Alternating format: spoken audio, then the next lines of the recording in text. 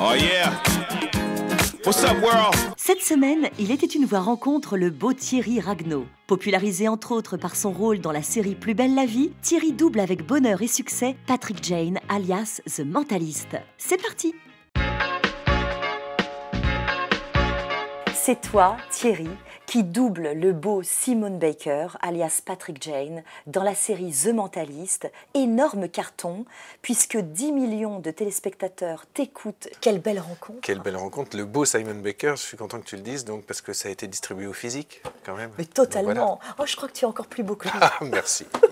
Celia Jovanovic a été tuée par son amant, un haut responsable de votre église, une personne qui se trouve probablement dans cette salle en ce moment.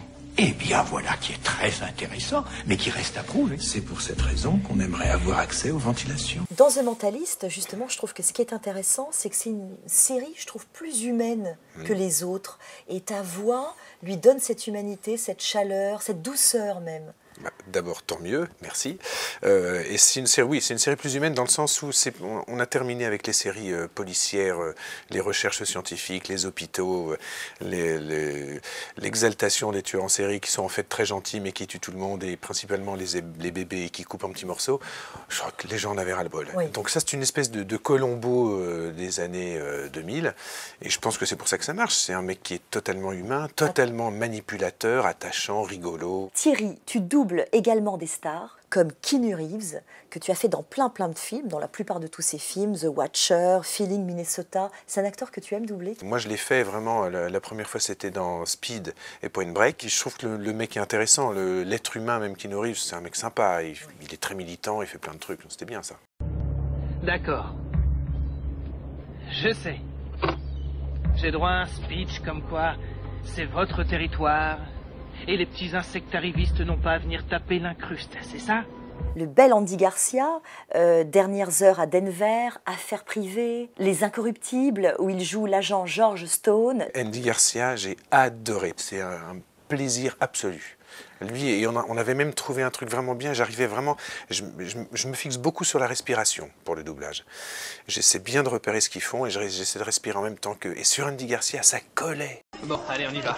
La voiture est dans la cour. Quand vous serez là-bas, ne réponds pas au téléphone. D'accord. Avant de venir, on te passe un coup de fil et tu laisses De sonner. quoi? On te téléphonera Du bar du coin. Si jamais on sonne à la porte. J'ouvre et je tire, c'est compris. C'est compris. Qu'est-ce que tu crois? Et puis, il t'est même arrivé de doubler deux stars prestigieuses que tu fais pas habituellement, Kevin Bacon, Oui. dans JFK. Ouais. Et puis Javier Bardem dans En chair et en os. Incroyable. Totalement incroyable. Incroyable. Ça s'est fait sur essai, essais qui ont été refusés une première fois. Ils ont refait des essais et c'est Almodovar finalement lui-même qui a dit bon, finalement on va prendre celui-là, je sais pas qui c'est, mais ça va. Mais c'était super compliqué parce que là je devais aller chercher dans les graves que je n'ai pas comme lui. Victor, on va faire un marché. Mon collègue va lâcher son flingue. Et après, tu vas lâcher le tien. Et puis libérer. Comment vous vous appelez? Elena. Enchanté, Elena. D'accord? Oui, c'est bon. D'accord? Hein? Sancho, donne-moi ton revolver, putain! Lâche-moi. Victor! Doucement maintenant, hein? Doucement. Nous avons fait un marché. À la télévision, Thierry, je note 5 acteurs phares, parce qu'il y en a de nombreux autres, bien sûr. Billy Burke, que tu as doublé dans New York Police Judiciaire. Gilles Bellows dans Ali McBeal, le rôle de Billy. Grand Show, hein, alors ça on l'a tous en mémoire, le fameux Jack Hanson dans Melrose Place, et puis que tu l'as retrouvé récemment dans Private Practice, hein, Archer Montgomery. Ed Quinn, Desperate Housewives, le rôle de Brent Ferguson. Ouais, et ça c'est un type qui est génialissime, que j'ai doublé dans Eureka, une série qui s'appelle Eureka. Il est formidable ce comédien, formidable. J'espère que je vais le suivre. Je ne sais pas s'il fait beaucoup de choses. Il est incroyable, incroyable. Daniel Godard dans les fameux Feux de l'amour, le fameux personnage Ethan Kane Ashby. Et tu as d'ailleurs une anecdote assez incroyable, Thierry, à nous raconter à son sujet. Parce que figure-toi que j'ai eu un Nous deux entre les mains, Nous deux qui existe toujours, ce magazine de romans photos, il y a toujours les romans photos. Et voilà, bref, j'ai ça entre les mains à Noël, comme cadeau. Et je vois Daniel Godard sauvé par ses fans. Parce que, voilà, il y avait des fans qui l'adoraient, donc ils ont écrit des morceaux de lettres et ils ont été jusqu'à louer un avion, dit l'article. Nous deux, quand même, c'est crédible. Et ils ont accroché une banderole à la queue de l'avion marquée « Je suppose Kane revient, rendez-nous Kanashbi », je sais pas quoi. Et il est revenu. Et donc, voilà, il ne ressuscite pas, mais on apprend que c'est son frère jumeau qui est mort. En dessin animé, Thierry, tu es la voix de Linguini dans Ratatouille. Oui. Mais ce rat, c'est lui le créateur de tous ces plats, c'est lui le cuisinier, le vrai cuisinier. Il était caché sous ma toque. C'était lui qui guidait tous mes gestes. C'est grâce à lui que je peux cuisiner ces plats qui ont enthousiasmé tout le monde et qui ont fait que Ego est assis dans la salle ce soir. Le don que vous m'avez attribué, en fait, c'était le sien. C'est difficile à croire, je sais bien, mais vous avez bien cru que je savais faire la cuisine. Alors, Chenpo, c'est ça comment on prononce Chenpo, Chenpo, dans Mulan. Dans Mulan. Relax et chante avec moi. Nanu ame tofuda. Ça va mieux. Le prince Eric de la petite sirène. Ah, ça. Tu as adoré ça. Ah, le prince Eric. C'est un de mes premiers. Le prince Eric, une fois, je vais au cinéma, je ne sais pas si je t'ai raconté ça, je vais au cinéma à Paris, je prends mon billet et la fille me dit je vous connais. Elle cherche. De fil en aiguille, je balance le prince Eric, la petite sirène, et alors là, il y a eu un blanc. Elle-même est devenue blanche comme ça, elle m'a regardé, le prince Eric, la petite sirène. Et en fait, elle devait avoir 5-6 ans à l'époque, et du coup, elle s'est endormie avec la cassette sous l'oreiller. C'était super mignon. Beau. Du coup, voilà, elle a été bercée par ma voix de prince. Ouais. Et puis elle est retournée en enfance. Voilà. Ça m'ennuie de ne pas savoir votre nom. Ah, je peux peut-être le deviner. Serait-ce Mildred? Non, d'accord. Alors peut-être Diana? Non. Rachel? Ariel, elle s'appelle Ariel. Ariel? Ariel? C'est très charmant. D'accord. Ariel. Et le marsupilami. C'est épuisant. C'est une horreur J'ai intégrale. vu quelques bandes annonces du marsupilami hier. Le marsupilami, c'est quelqu'un de très bestial. C'est pas un singe, c'est mi-singe, mi-humain, mi-lion, mi-bête, comme ça. Tendre, avec de l'humour, mais voilà. Donc on avait pris des... Donc il n'y a que des oubas à dire, hein, on est bien d'accord. Oui.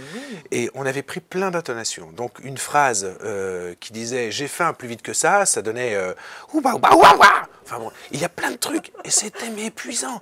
Et j'étais tout seul au micro, et je passais des demi-journées, des journées entières à hurler ouba. C'était très drôle, mais alors, j'étais trempé à la fin de la journée.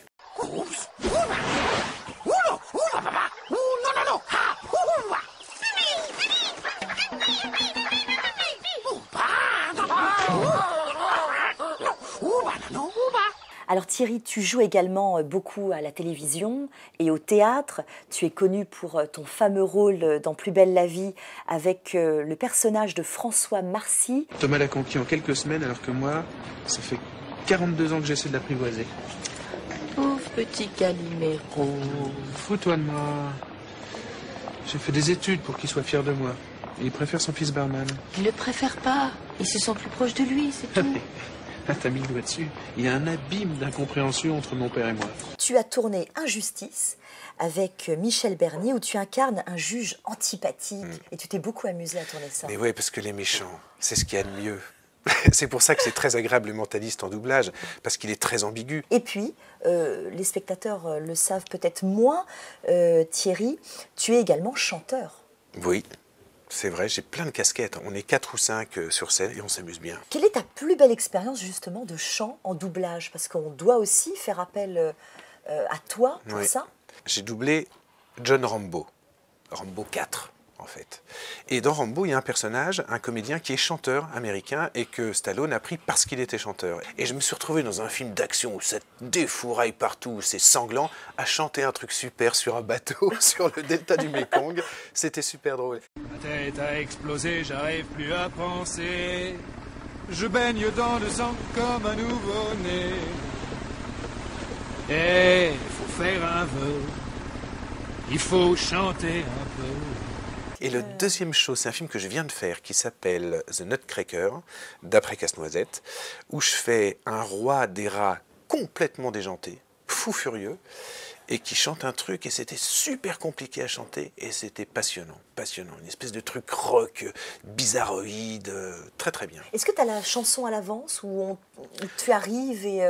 Oui, là, en doublage, j'ai la chanson à l'avance, oui, ouais. parce que je ne sais pas lire la musique, hélas, du coup, j'ai besoin d'une cassette Bien et sûr. du texte pour m'entraîner à l'oreille. Thierry, il est temps pour nous de passer à l'impro libre. Alors ça tombe bien, parce que on parlait de chansons, et ma mère vient voir tous mes spectacles, bien sûr, m'écoute en permanence. Je la comprends. Et elle me dit, Thierry, il faut articuler. Et pour ma mère, qui s'appelle Michel, que je salue au passage, bonjour maman. On lui fait un gros bisou. Voilà, j'ai écrit une chanson qui s'appelle Toto. Et ça fait ça. Ton, tétatilo, tétatou, tonto, toto. Tata, téa, taton, le thé de ton tonton, les tétons de tata.